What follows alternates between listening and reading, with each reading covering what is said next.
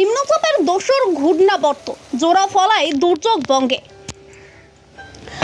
আজ থেকেই সতর্কতা এই জেলাগুলিতে। দক্ষিণবঙ্গের পাশাপাশি উত্তরবঙ্গে বিক্ষিপ্তভাবে ভারী বৃষ্টির সম্ভাবনা। বৃহস্পতিবার সকাল থেকেই ঝমঝমিয়ে বৃষ্টি। আলিপুরদুয়ার আবহাওয়া দপ্তর জানিয়েছে আজ দিনভর বৃষ্টি চলবে।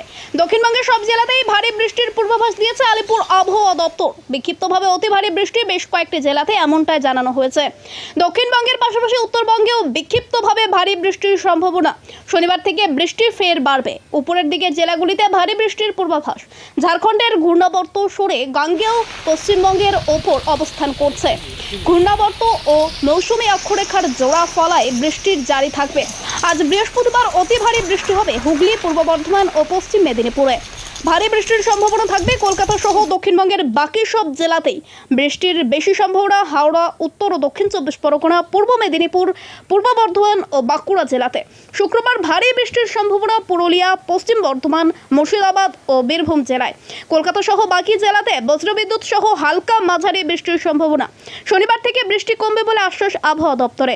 সপ্তাহান্তে বজ্রবিদ্যুৎ সহ হালকা পরিস্থিতির সম্ভাবনা। বিক্ষিপ্তভাবে আজ দিনভর কয়েক পশলা বৃষ্টির পূর্বাভাস। কলকাতার দু এক জায়গায় বিক্ষিপ্তভাবে ভারী বৃষ্টি। আগামীকাল ও বজ্রবিদ্যুৎ সহ হালকা মাঝারি বৃষ্টি চলবে। জলীয় বাষ্প থাকার কারণে আর্দ্রতাজনিত অস্বস্তিও হবে।